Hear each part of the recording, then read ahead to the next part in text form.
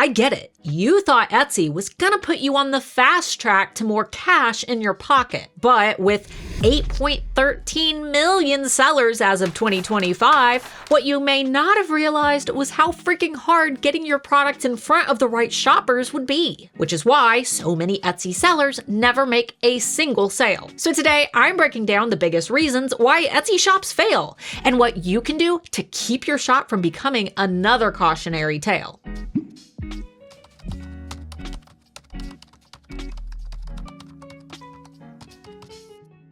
In case you're new here, my name is Starla Moore, founder of the Handmade Alpha Academy for Etsy sellers and manager at erank.com, Etsy's most popular SEO tool, and host of the world's most popular Etsy live stream. Man, that feels really good to say. And since you already know why you're here, let's just jump right into the reasons why your shop may not be performing the way that you'd like.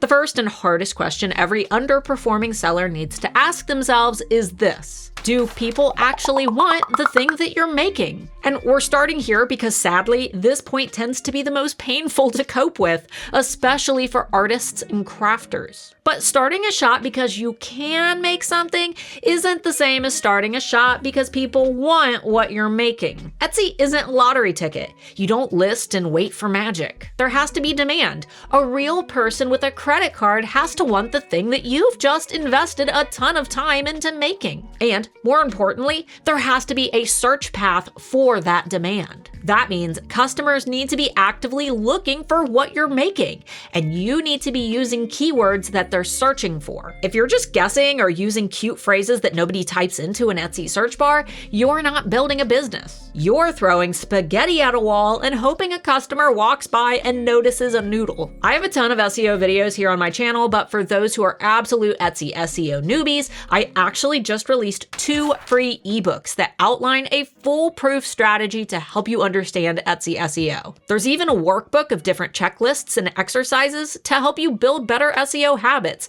which I'll have linked up here and down in the video description. Next up is overall impatience with the Etsy algorithm, which is normal, but it's not healthy. Etsy's algorithm is basically a matchmaking service between shoppers and products.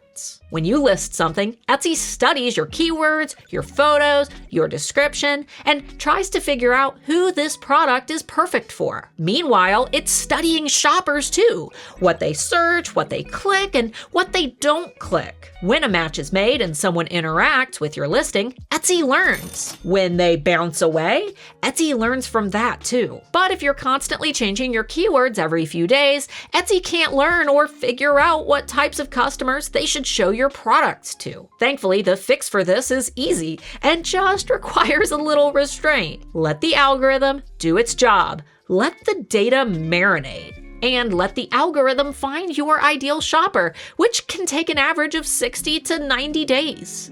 For those who struggle with consistency, your brand may be facing an identity crisis. And to be clear, your brand isn't your logo. It's not your font, it's not your color palette. Your brand is the vibe people get when they interact with your business. It's the emotion that customers feel within 7 seconds of entering your storefront. And it's often the reason someone buys from you instead of the 10 other sellers offering a product that's similar. A strong brand identity builds trust. So if you're tossing random products up with random styles and no clear direction, shoppers won't remember you, and they definitely won't come back. Great brands have a story, a message, a style that ties everything together. That doesn't mean that you can't experiment, it just means that your shop should feel cohesive. Like a well thought out collection, not a garage sale.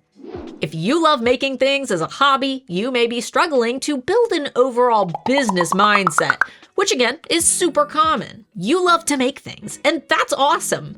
But if your goal is to grow a profitable business, you can't let your creative whims run the entire show. This is where so many sellers get stuck. They treat their shop like a mood board instead of like a marketing strategy. Running a successful Etsy shop means understanding your target audience, testing what sells, using data to make decisions, and creating products with intent. Art and strategy can live in harmony, but the strategy has to be there. Be honest, are you an impatient person? I am, which is why you should trust me when I say that you may just be expecting too much too soon. And I get it, there are tons of Etsy videos out there touting big promises about making $10,000 a day on Etsy. But these are not the standard. They're fringe cases amplified by high hopes. One of the most common questions I see in my inbox is this: Starla, when will I get my first sale? And that's like asking, I ate a salad. When will I lose 10 pounds? Etsy is not instant. There's no secret magical strategy. Sales come from learning, testing, and tweaking. And most importantly, they come from having amazing products. But if you give up before the algorithm even figures out who you are, you're walking away before the momentum even starts. Instead, treat your Etsy journey like college, especially if you're new. Write down these topics and dedicate 1 month. Yes, you heard me correctly, 1 month to learning as much as you can about each of them. I'll also have resources down below to help with each of these topics if you need help. And one quick bonus topic that I have to mention is someone who went to school to be a teacher and who was taught in preschools, high schools, colleges, and online classrooms for over 15 years. The number one issue I see in all areas of growth and personal development is resistance to learning. I hate to say it, but this one's big. If you're not willing to learn, if you think that you're too creative to mess with SEO, or too experienced to adjust your photos, or just too stubborn to listen to feedback, your shop is going to struggle. The Etsy sellers who succeed are the ones who experiment, who test, who tweak, who treat their shop like a living experiment, not a finished product. That's why I teach my students that success is not a destination, like an island vacation. It's a lifelong journey. If you only focus on the goal, you'll ultimately miss out on all of the things that you could be learning from along the way. Contrary to what many YouTubers teach, success on Etsy isn't about being lucky, having $1 million to invest in ads, having the most listings, or charging the cheapest prices. It's about data, discipline, and direction. And as always, I'm here to help you every week with more data-focused videos, tutorials, and live streams. Until next time, Pookie.